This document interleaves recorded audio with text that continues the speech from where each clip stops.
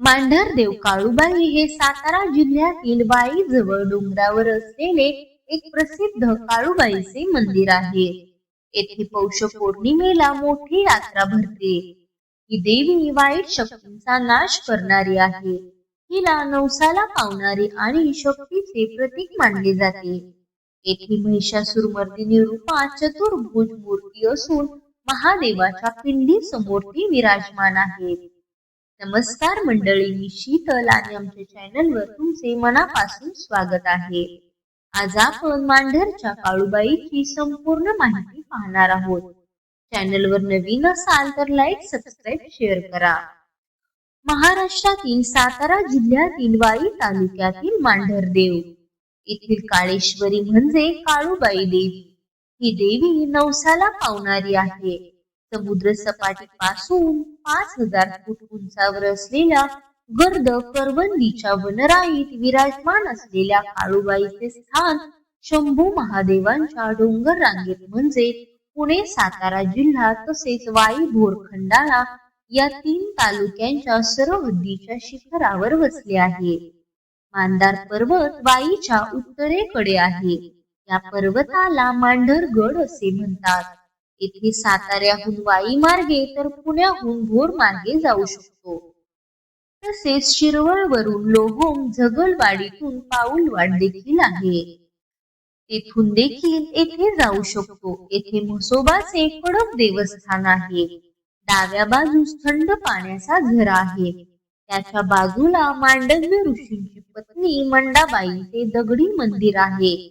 तेथे तिला मंडी आई असे म्हणतात. या समोरच गोमुख तीर्थ म्हणजे जलकुंड आहे. हे देवीचे मंदिर कोणी बांधले याची काही फारशी नोंद नाही, परंतु मंदिराच्या हेमाडपंथी शैलीतील बांधकामामुळे हे मंदिर प्राचीन असल्याचे दिसून येते.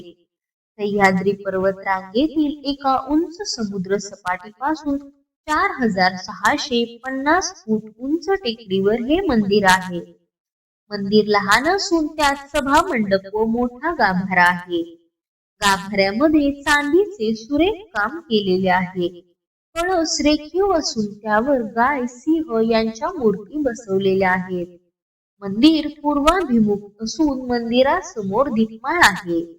मुख्य मंदिरासमोर गोंजी बाबा, मांगीर बाबा अशी देवी सेवक राखणदार यांची मंदिरे आहेत. तसेच मुख्य मंदिरासमोरील डोंगरावर काही अंतरावर म्हसोबा देवाचे ठाण आहे. काळुबाई मंदिर परिसर निसर्गरम्य असून वनराईने नटलेला आहे. मांढरच्या काळुबाईची मूर्ती स्वयंभू असून चतुर्भुज आहे. देवी आईच्या उजव्या हातात त्रिशूळ आणि तलवार आहे. डाव्या हातात ढाल आणि दैत्याची मान धरलेली आहे. देवी उभी असून तिचा एक पाय दैत्याच्या छातीवर ठेवलेला आहे. मूर्ती शेंदूर चर्चित असून देवीला तिच्या वार्षिक यात्रेला म्हणजे पौष महिन्याच्या पौर्णिमेला देवी आईच्या चेहऱ्यावर सोन्याचा किंवा चांदीचा मुखवटा बसवतात. या काळुबाई देवीचे वाहन सिंह आहे. देवीने पौष पौर्णिमेला रात्री दैत्याचा वध केला आणि विजय मिळवला. त्या प्रित्यर्थ पौष पौर्णिमेला देवीची मोठी यात्रा भरते. या काळात लाखो भाविक देवीचे देव्हारे घेऊन मांढरगडावर येतात. तेव्हा पुरणपोळीचा नैवेद्य दाखविला जातो. तसेच या पौष पौर्णिमेच्या मध्यरात्री देवीच्या मुखवट्याला पालखीत बसून हजारो वाद्यांच्या गजरात देवीचा छबिना काढला जातो. छबिना हा यात्रोत्सवाचे मुख्य आकर्षण आहे. या संदर्भात एक आख्यायिका आहे की सतयुगात मांडव्य ऋषी गडावर यज्ञ करत असताना त्यांना लाख्यासूर नावाचा दैत्य त्रास देऊ लागला.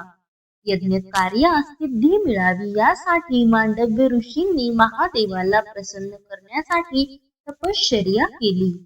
महादेवांनी प्रसन्न होऊन पार्वतीची उपासना करण्यास सांगितले.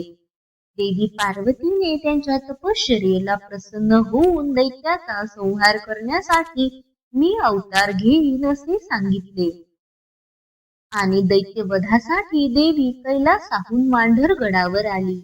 लाख्यासुराला महादेवाचे वरदान मिळाले होते की त्याचा वध दिवसा करणे शक्य नव्हते.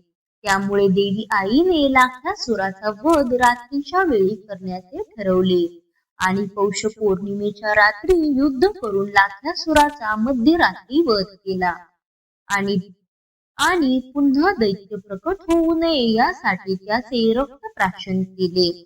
अशा प्रकारे आईने काळूबाईचे रूप घेऊन दैत्य लाखासुराचा वध केला आणि नंतर मांढरगड डोंगरावर चढून गेली आणि नंतर भक्तांसाठी येथेच स्थानापन्न झाली. तर मंडळी, अशा प्रकारे होती मांढर देवी काळूबाईची छोटीशी माहिती.